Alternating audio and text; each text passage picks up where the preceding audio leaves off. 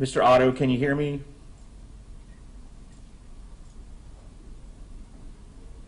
Yes, Your Honor. Can you hear me? Sure can, thank you. Could you just start your video really quick for me, please? There you go. Thank you so much. I would imagine you're not going to do a lot of speaking today, Mr. Otto, so if you want to stay muted, that would be okay.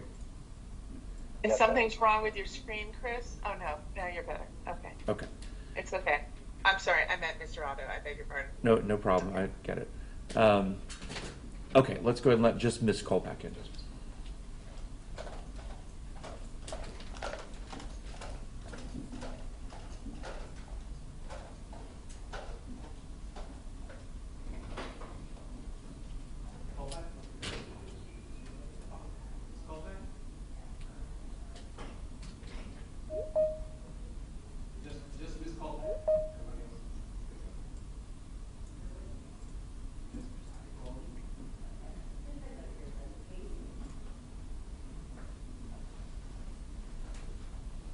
Good morning.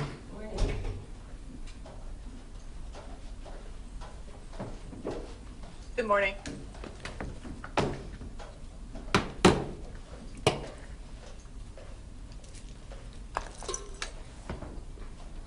Allison's audio going? Great.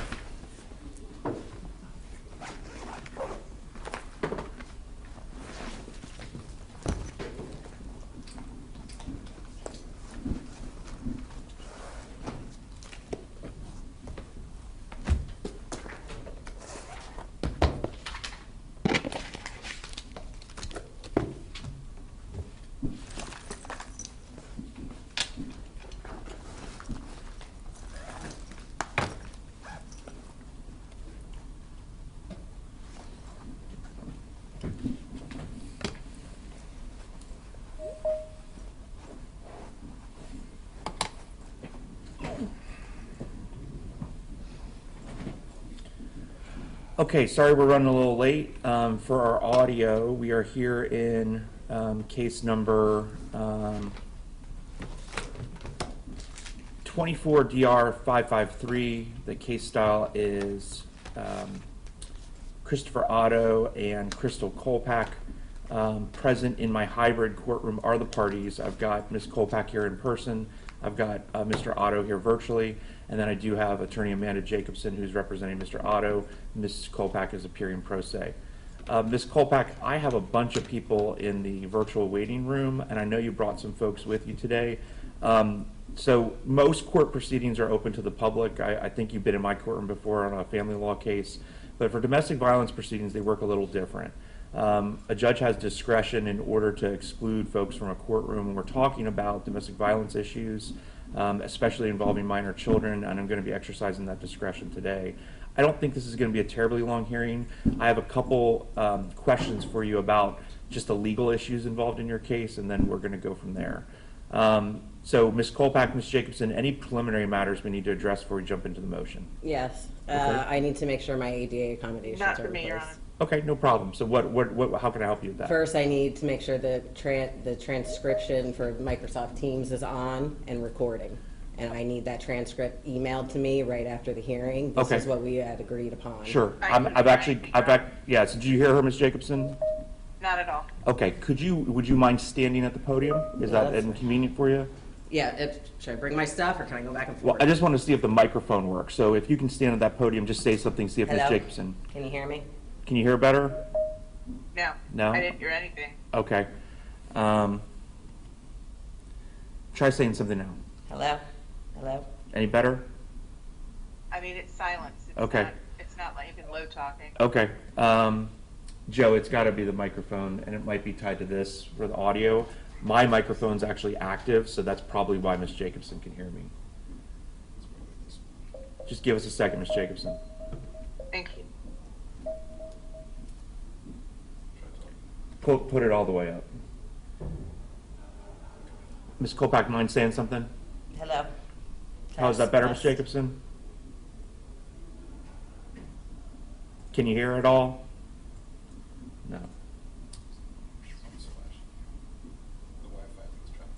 Okay.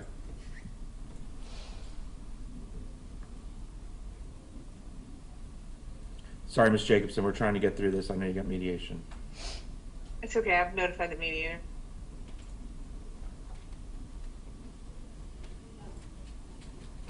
While we're fixing the microphones, Ms. Kulpak, I do have the recording going right now, and it is going to go ahead and transcribe the audio for you, okay? Okay, thank you.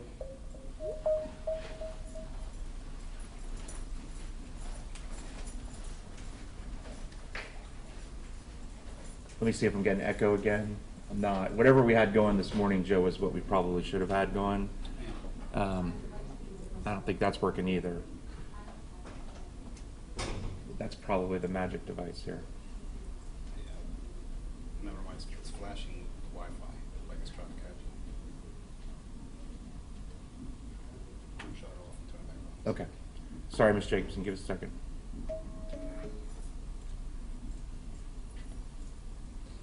Now that we know it's that microphone, ma'am, if you want to be comfortable and have a seat, that's totally fine.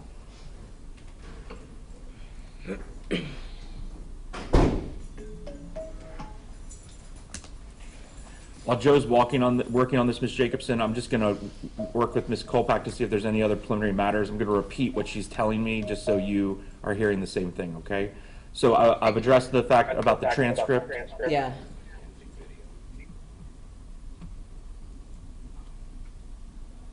How about now, Ms. Jacobson? Can you hear me? I can. And Ms. Kulpak, could you say something? Test. Did you hear her? I can hear her. Great. Okay. Thank you so much. We got it going. Okay. Thank you. Okay, Ms. Kulpak, were there any other preliminary matters I can help you with? Well, I guess a few things. I did file several things in this case. One was a motion to consolidate the two cases. Let me talk about that first, okay? Okay. So there's no need to consolidate a family law case with a domestic violence case based on what us family law judges have to do. Under Florida statutes, I actually have to be the judge on both your divorce case and your domestic violence case. Right, so that's why I just wanted to combine them. Yeah, but we keep them separate based on statute, okay? Because the rules of domestic violence are very different than the rules of divorce court or paternity court. And so they have a rule that says that in a domestic violence case, I can actually, without anyone asking, take judicial notice of your entire divorce file. So Okay. essentially, they are kind of combined. But they have to stay in their separate lanes because they're very different proceedings. Does that Okay. make sense? Yeah, because this was kind of an issue in January when I went up in front of her. He put in there how this is a companion case. Yep. And it needs to be kind of together. So that's why I put those in to make sure.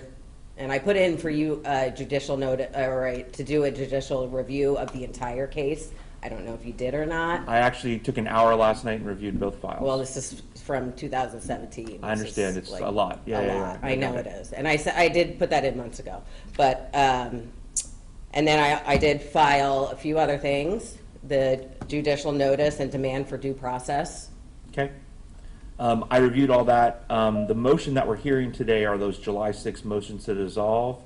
I did see that you've filed some evidentiary stuff related to that, which is fine. Yeah. However, I think we need to address a legal issue first, okay? Okay.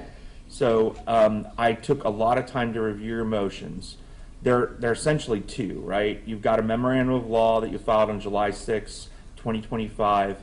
That was under docket number 65. And then under docket number 66, we've got an affidavit, which is basically in support of the dissolution of the injunction. Okay? Yes, there's, So, and I saw both those. I read those in their totality. Okay. Here's my question for you.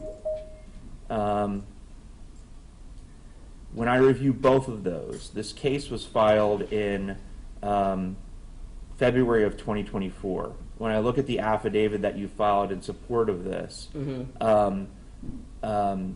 the only allegation that I see that's after the date of filing of the domestic violence injunction was under paragraph 21 of your affidavit, and it says the following. In September of 2024, I accessed the children's My School Bucks account. I noticed Violet had stopped buying snacks. I emailed the dining director at Sable Point Elementary, who informed me that Chris instructed the school not to allow the children to make any purchases without cash, even though I had deposited funds. Did I read that accurately? Yeah. Okay. So here's the conversation I want to have with you. There is do you know the difference between a statute and what I'm going to refer to as case law? No, I mean, I'm still learning. No problem. So So let me, I'm gonna I'm just, learning every day. Got it. I'm like way more advanced than I was in April when I came to you. Sure. I mean, I'm a lot more organized, but I'm learning every day. So. Okay. And it's hard for me to speak to you like and articulate Yeah. because of what I've gone through. So you reading everything is really important. Yes, ma'am. Because I may not be able to get through it all. Yeah, I'm a reader, ma'am. So Okay. I read everything. I think Ms. Jacobson will tell you, she's appeared for me many times. Sometimes I'm even reading things that the lawyers aren't aware of. So I mean, I to try be really hard honest, to do like, that. that doesn't make me feel good that you and Amanda have worked together many times. Well, she's often in court, ma'am, and so I Yeah. don't have control over who appears in my courtroom. Ms. Jacobson is a family lawyer, and her office is in Seminole County, and so she's got lots of cases in Seminole County.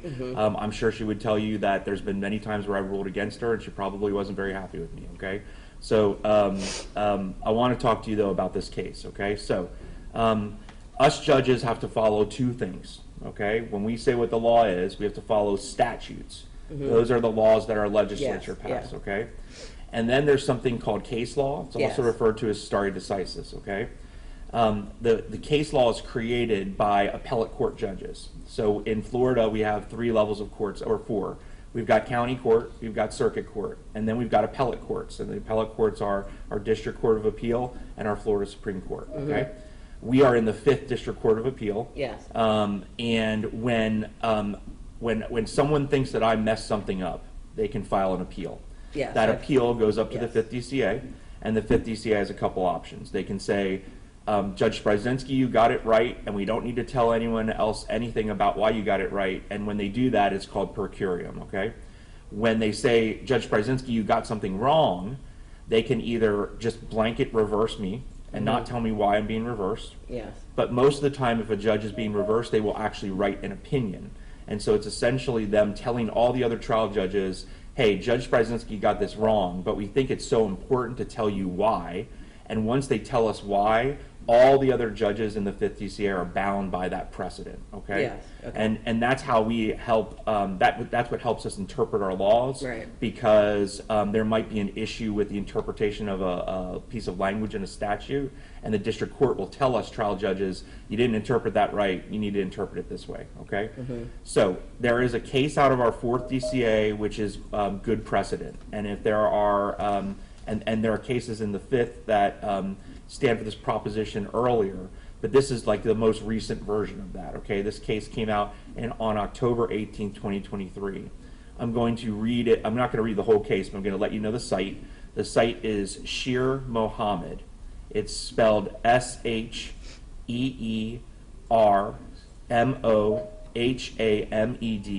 versus Tozzi, Tozzi.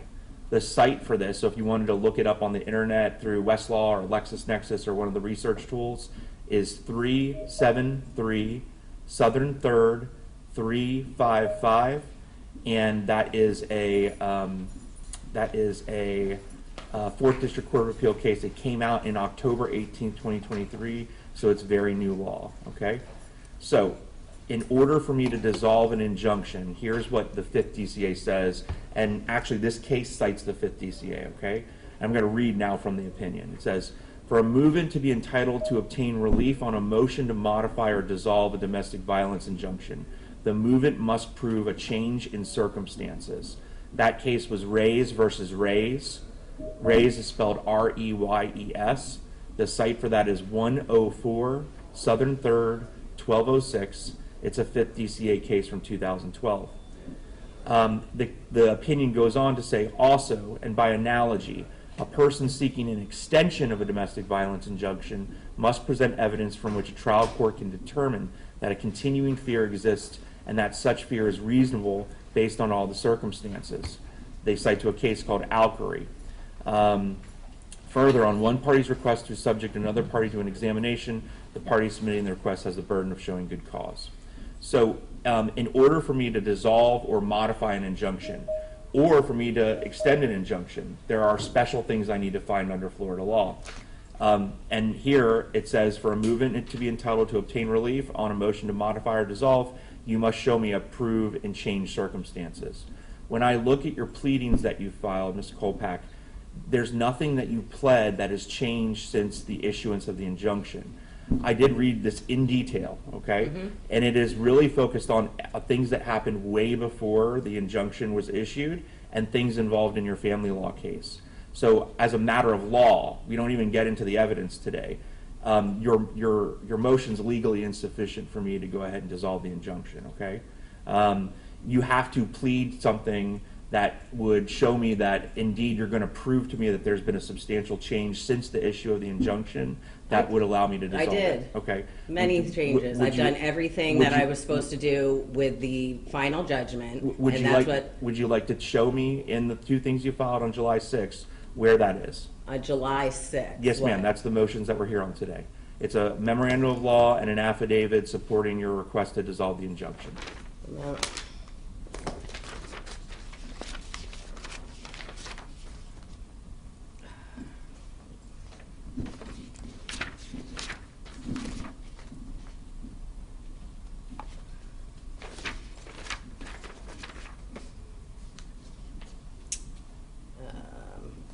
So you want to know what has changed? And No, that's not what I asked you. That's- So what I asked you was, you, in order for me to hear something, Yeah. you've got to file a motion. Yeah. That puts the other side on notice as to what you intend to prove to me today. Yes. In Florida, we're something called a fact pleading state, and so you must allege the factual allegations related to what substantial change exists that warrants the dissolution.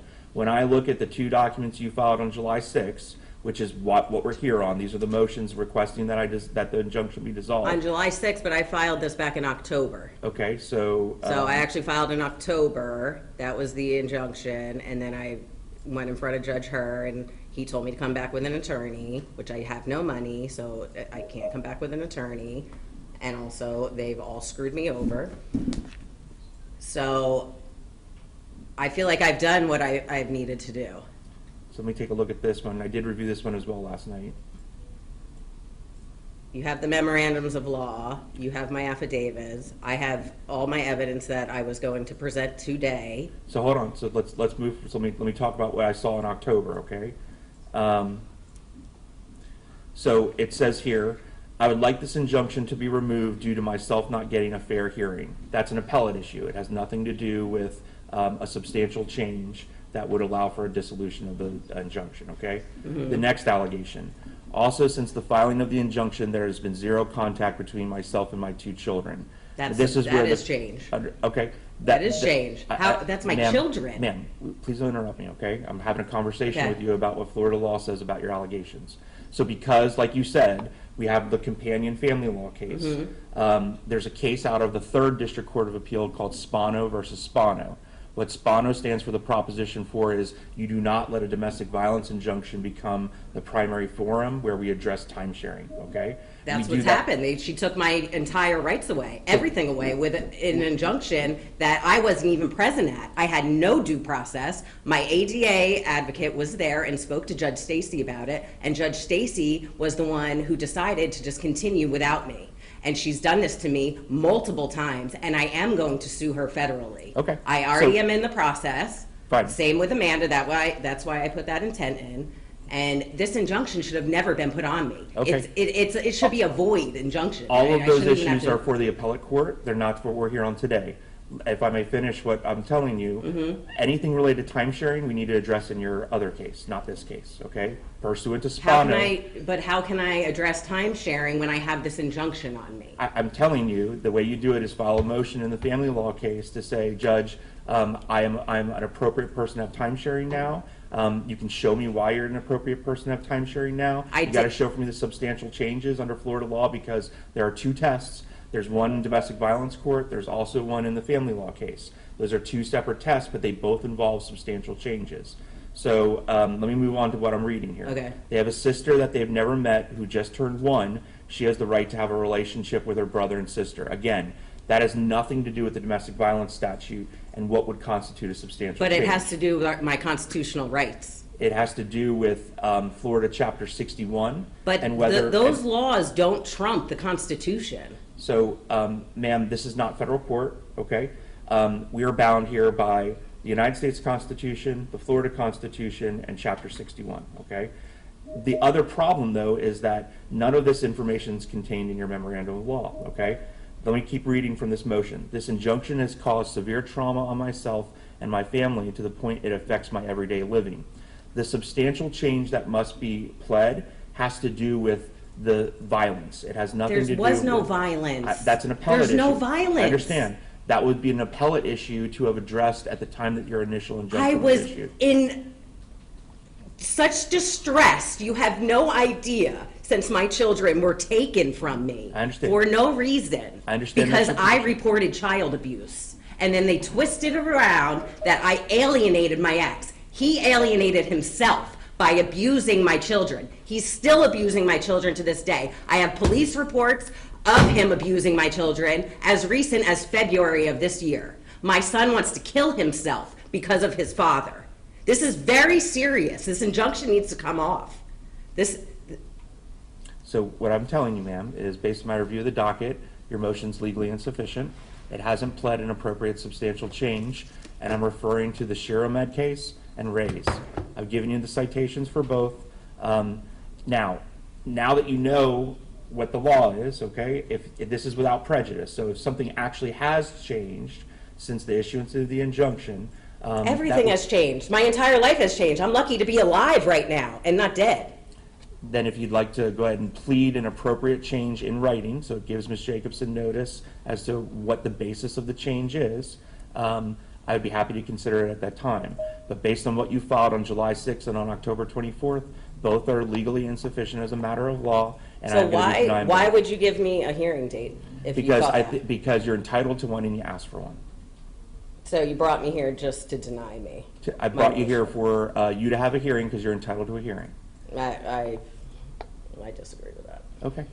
So I'm gonna prepare an order coming out of today's proceeding. Okay, you're gonna receive it via email. It's gonna cite to the same citations that I provided you today. My assistant will also provide you with a text copy of the transcript. I just want to reiterate what's in the order. This is an accommodation for you under the ADA. If you intend on appealing me, no problem, but you need to order the audio of the transcript and have it transcribed because that's the only record that can be used, okay? The other thing we put in our order is that is only used for your benefit. These are confidential proceedings. If I find out that anyone's using that transcript for any other purpose than for your disability, it may expose you to contempt sanctions. I just want to make sure you understand that, okay? I don't know. That went right over my head, so. No. Well, I'm gonna I don't reiter- understand that. I don't understand anything that just happened here today. Okay. I feel like you're railroading me just like Judge Stacy did. Okay. And I'll add you to the lawsuit. No problem. I'm just going to remind you one more time, since we have the audio here. It is very important. We are providing you with the essentially a text transcript that is not an official record. We're doing that for an accommodation for you for your ADA. That is to remain just for your use in this case. It should not be used for any other purpose. Yes, If for you my use case. it- if I you can use use it it for my case. If you use it for any other purpose, including publishing it to third parties, it would What expose if they're helping me with my case? It would expose you to contempt sanctions, including incarceration. I'm allowed to show these to people that are helping me with my case. You're allowed to order the audio of today's transcript, of Yeah. today's proceeding. And then it's- and then have that officially transcribed. If you do that, you can do whatever purpose that's allowed for under Florida law with that transcript. We are accommodating your disability. Ma'am, we're accommodating your disability by providing you with this text. It's not something we have to do. I've told court administration it's something I want to do, but pursuant to the order that I entered related to that, if you use it for any other purpose outside of preparing for your case, it could expose you to contempt sanctions that could include indirect criminal contempt. So You you're understand? threatening me as well. It's not a threat, it's It's a just threat. reiterating what the order says, okay? Okay, thank you very much. Another threat from a judge. Thank you. Ms. Jacobson, anything else? No, Your Honor. Okay. We'll take care of preparing this order for you, okay? Okay, thank you.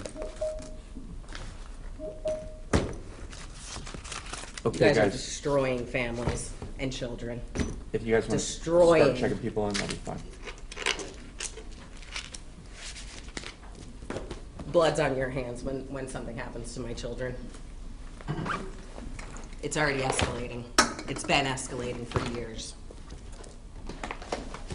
You give children to abusers. Unbelievable. This country's disgusting. And then you wouldn't let any court watchers in because you don't want people knowing what you're actually doing in here. Don't worry, we have many people fighting what's happening.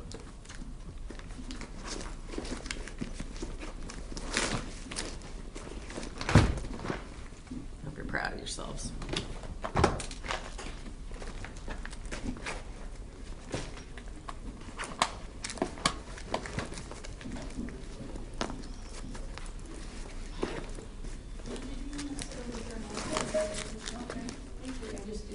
You wouldn't even let the support dogs in for me? Thanks.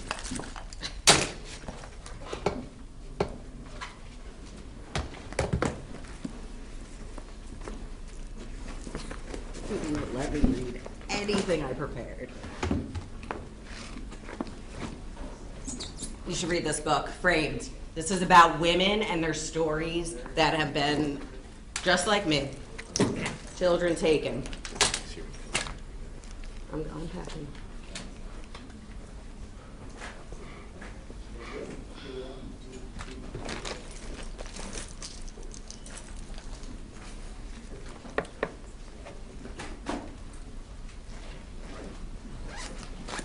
Good morning, folks. We'll be right with you, okay? It's a national rally against family court, September 7th, 8th, and 9th. Look it up. Family court is destroying families. Every judge and person in here will be suing federally. Good luck. That's the way to start the day. Good morning, everybody. Thank you, Your Honor. I'm going to hang up. Yeah, okay, guys. Thank you for showing up. I appreciate it.